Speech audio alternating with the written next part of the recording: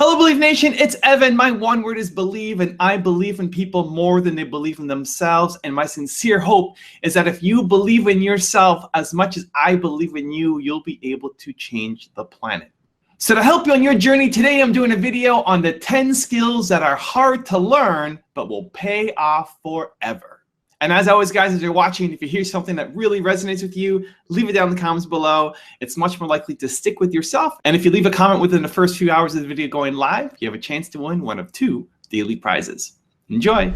Skill number 1 is speaking up. One of the things you would want to be sure to do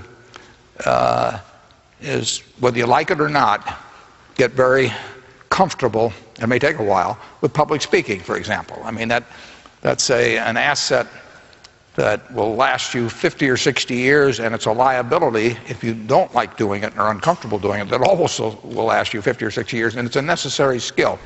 Skill number 2 is being honest with yourself. One of the big things that all startups do is they lie to themselves over and over and over. Mine's faster, mine's cheaper, mine's better, mine's this, mine's that. No, it's not. And the reason it's not is because whoever it is you're competing with, it's not like they're ignoring you. It's not like, oh my goodness, this guy just started on Shopify in the startup competition. He's doing $1 million this year. Woe is me, I might as well close up the doors. What are they doing? I'm gonna copy what they're doing. And now you've got to stay ahead. And so, you've got to be very careful as an entrepreneur to be brutally honest with yourself. And those are some of the things that you'll hear from me as a mentor, that know what you know what you don't know, but you've got to know your business better than anybody. Skill number 3 is having confidence. I don't know if you'd agree with me on this, but in many ways, one of the key factors to legendary success isn't your natural ability. It's not whether you have the right product. It's not whether you're in the right field. It's not whether you've had a blessed background. It's not whether you have the right IQ. I want you to really think about and deconstruct and play with, maybe later tonight in your journal. I want you to deconstruct this idea of confidence. And it seems like a very simple word, but just think about it in your own life. When you have confidence, or we could even call it fire, when you have that fire within you, that confidence, that interior bravery, you almost have this power to do whatever it takes to get your brave vision done.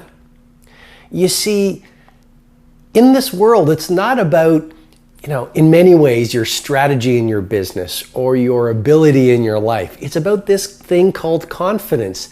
And we have all had these times in our lives when we are full of confidence.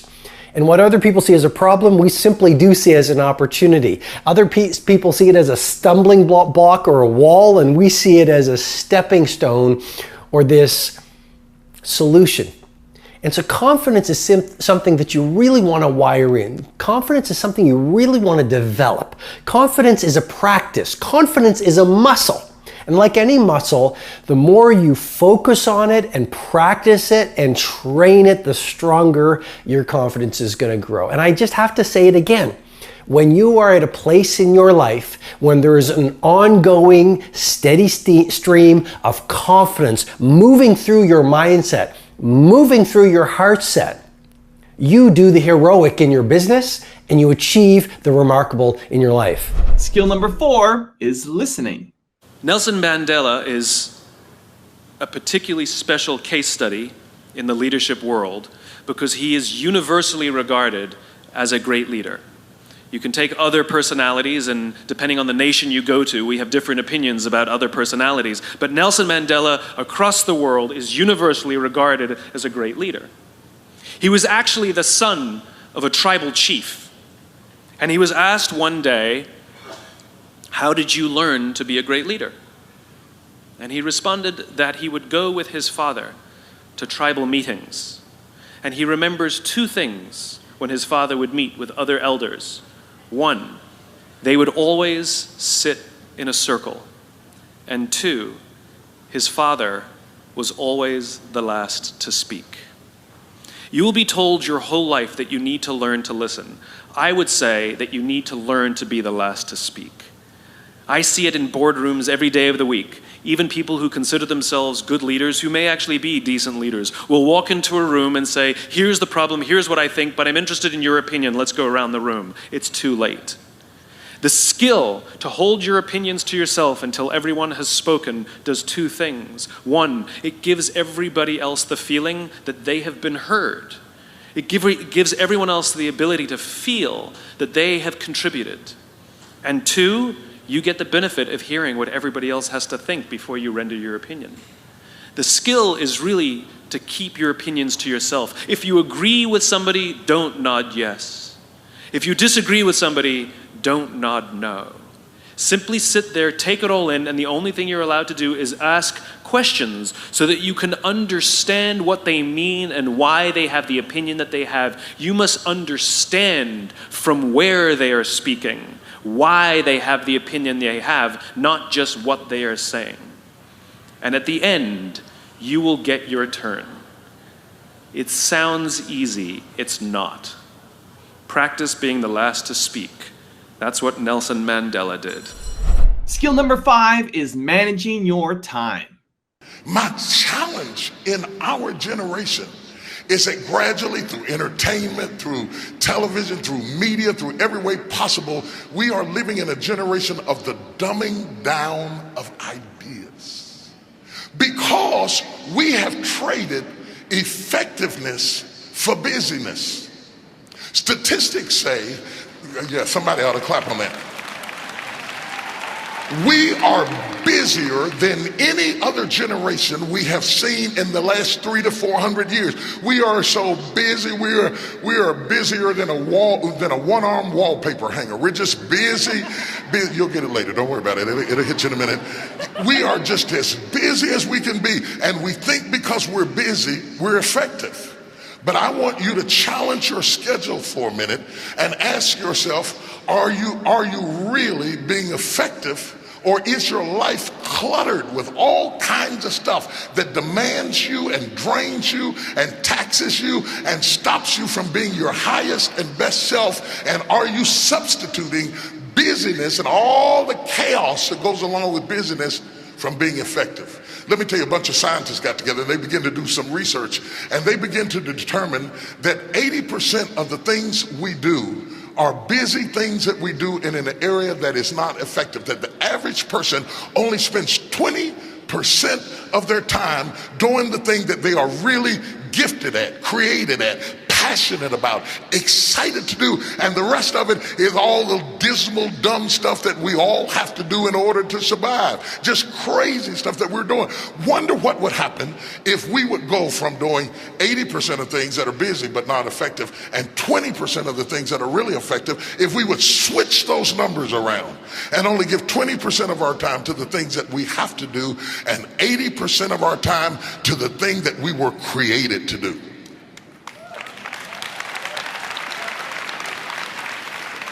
Wonder what would happen to your life. Now think about it a minute. There's a lot of things you could take from me and I could make it. You could take my suit, I got another one. You could take my car, I could get another one. You could take my house, I could get another house. But when you take my time, you have taken something from me that is totally irreplaceable. We take all kinds of classes for money management. We know how to manage our money. We know how to repair our houses. We're working on our hair and our bodies and all of this kind of stuff. We do everything except the most important thing is to value our time. It takes time to be creative. You were meant to be creative. You were created in the likeness and the image of a creator, and in that likeness and in that image, you have creativity. If you had time, you would be creative. But in the absence of time and with busyness and clutter and the phone ring, beep, beep, beep. You all got music playing on your phone, all kinds of stuff. And no matter what kind of song you put on it, after a while you hate to hear it, because every time you hear that sound, you know it's somebody else wanting something else from you that's taking you away from what you are gifted and creative to do. Skill number 6 is stop whining. So I have this thing that I've been promoting called No Whining Wednesdays. Wednesday, you cannot whine, complain, or criticize. And people are like, well, what is whining? whatever you think it is, don't do it. And every time you do it, you have to put a quarter in a jar. If you whine about anything, I can't, I'm tired, why do me, why don't you, why have me? Every one of them will cost you a quarter. Or complaining, why do you always, how come they never, cost you a quarter. Then last week I had people send me pictures of their jars of quarters. Oh my God. But what they said to me also was, this was wonderful, because I was never ever aware of how much whining and complaining and criticizing I do. Now I've got mothers doing it with their children. So Wednesday is No Whining Wednesday. We need to practice that. We need to stop whining about what isn't happening, what we don't have, what we can't do, what somebody didn't do. We got to get it clean in 2014. No whining, no complaining, no criticizing. Skill number 7 is staying present in the moment. If you're living in the past, you're going to be depressed because you are rehashing things that happened to you that are not going to happen again. If you're living in the future, you're going to be anxious because you are anticipating what's coming or you're wishing for things that aren't happening yet. Being in the present is where the gold is. Being in the present moment is where you will have the greatest control, where you will feel the most at ease, and where happiness flourishes. There's a super tight connection between happiness and the ability to live in the present moment. A lot of people believe that happiness is tied to the things that happen to you. Not so at all. In fact, there is a professor of positive psychology. He's one of the grandfathers of the movement. He teaches at the University of Pennsylvania. His name is Martin Seligman, and he's studied happiness for decades. Now, one of the things that we've talked about a lot is that 40% of your happiness levels are preset by genetics. 60% you are in complete control of. And one of the things that this professor has discovered is that it doesn't matter what's happened to you. In fact, some of the people that have had the worst things happen to them, like people that have survived the Holocaust, are actually the happiest and most grateful people in the world. Happiness comes down to this right up here. It comes down to your thoughts, it comes down to your mindset, it comes down to your attitude, and you are 100% control of what you're thinking. You may not be in control of how you feel in the moment, but you can always, always, always, always be in control of what you think. And that will change how you're feeling. One of the most powerful things that you can do in terms of think, and this gets back to Strick's question, is how do you be present? Being present is literally nothing more than the skill of having your thoughts be in this moment, not in the past, not in the future, but right here. The way that you teach yourself how to do that is that the moment that you catch yourself being distracted, the moment you catch yourself starting to worry, the moment you catch yourself drifting to the future or drifting to the past, that's a moment of tremendous power because you basically just woke up. You basically just noticed that you're not here in this particular moment. So use that wake-up call, 5, 4, 3, 2, 1, and ground yourself in this moment. The best way to ground yourself in the moment is to look for something in this particular moment that you can savor. Now, I'm using the word savor on purpose because it's the word that psychologists use to describe what happens when you find something in this moment right now, right here, right now, to focus on and to appreciate. It could be literally the questions. These are printed out questions from people on social media. And if I were to stop and look at these and savor them, what I would feel in this moment is a tremendous amount of gratitude because people are taking the time to write. And that makes me feel incredibly grateful. And it also makes me very happy because it means that the folks that are writing are taking control of their lives and seeking out the information that they need. Another form of savoring that we can all relate to is eating. As you're eating, instead of drifting to the future and thinking about all the things that you need to do or hanging out in the past and rehashing everything that's happened during the day, be in this moment, in this meal.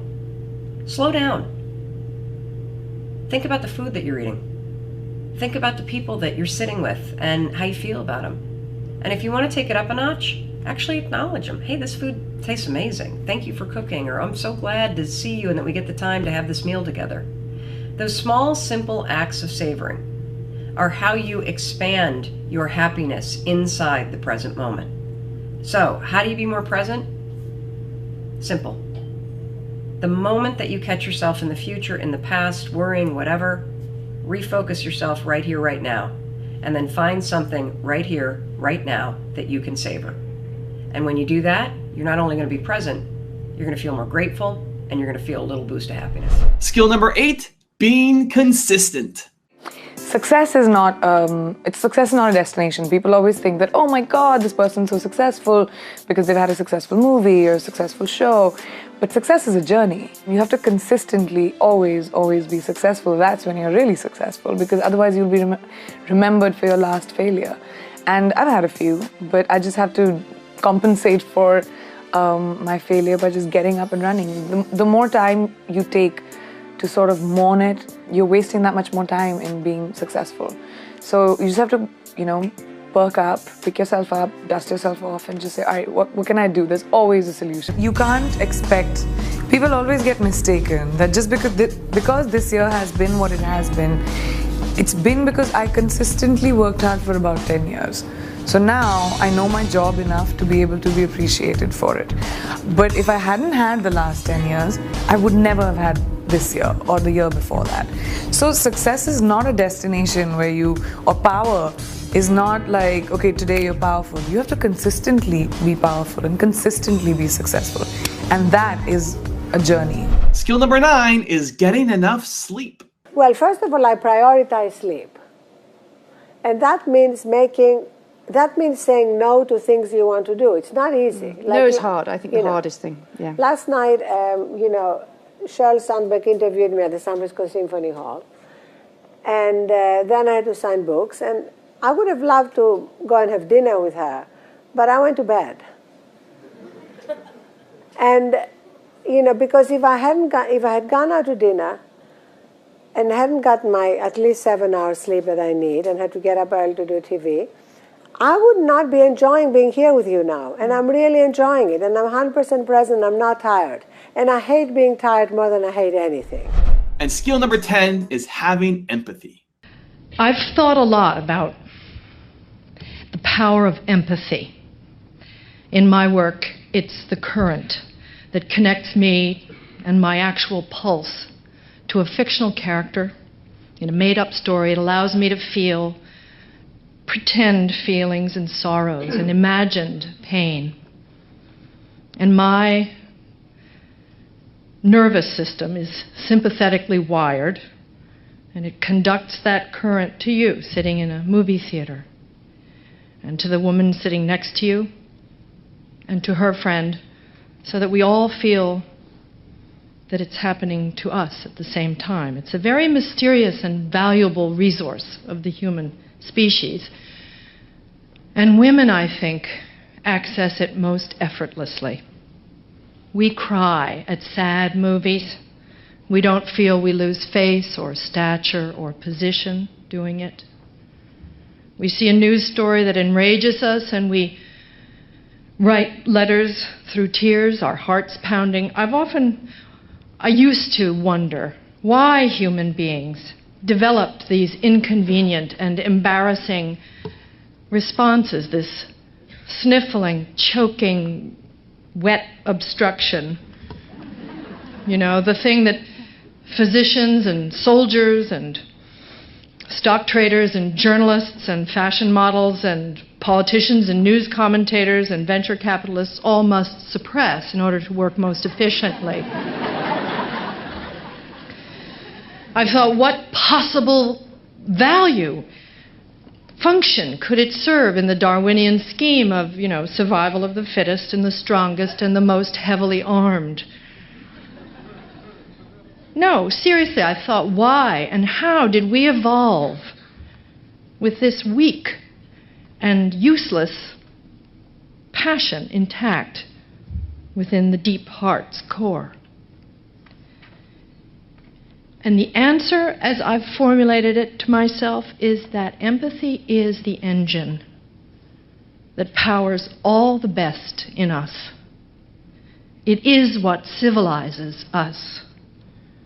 It is what connects us. Thank you guys so much for watching. I hope you enjoyed. I'd love to know, what did you think of this video? What did you take from it that you're going to apply immediately somehow to your life or to your business? What was your favorite from the 10 and how you're going to apply it? Leave it down in the comments below. Really curious to find out. Also, if you think there's a 11, 12, 13 that you want to add to the list, leave it down in the comments. I'm super curious to see what you have to say. Thank you guys again for watching. I believe in you. I hope you continue to believe in yourself and whatever your one word is. Much love. I'll see you soon.